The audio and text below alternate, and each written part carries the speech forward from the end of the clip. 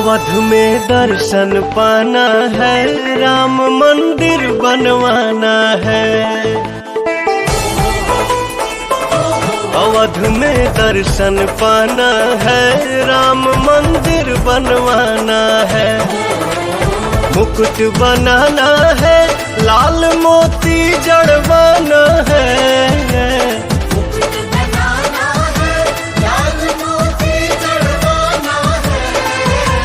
मुकुट बनाना है, लाल मोती जड़वाना है।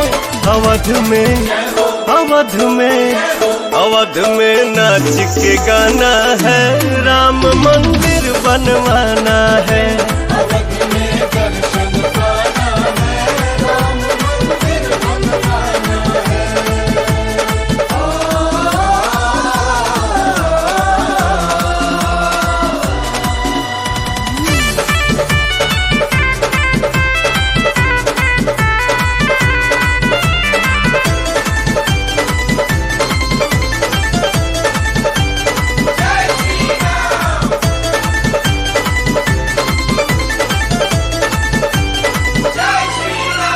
राम राज्य का सारा सुख कलयुग में लाना है। हाँ, राम राज्य का सारा सुख कलयुग में लाना है। हिंद के कोना कोना में भगवा लहराना है। अवध में कीर्तन गाना है, राम मंदिर बनवाना है।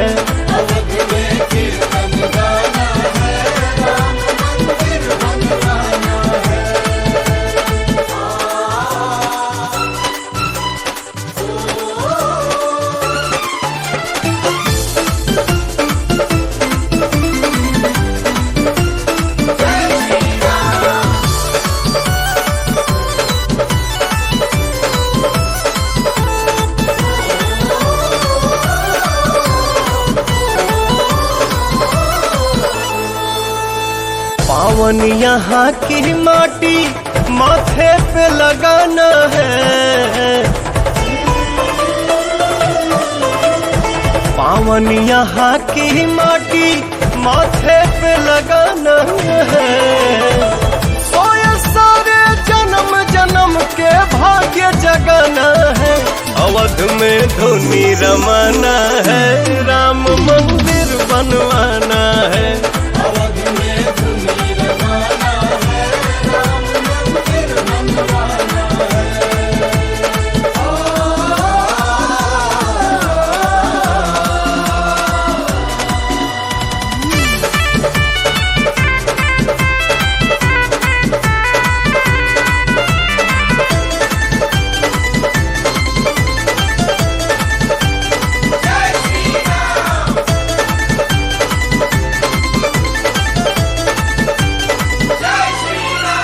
राम लखन संग सिया दुलारी देख जुड़ाना है। राम लखन संग सिया दुलारी देख जुड़ाना है। बैठ के हनुमत जैसे चरण में चंवर डुलाना है। अवध में अलख जगाना है, राम मंदिर बनवाना है।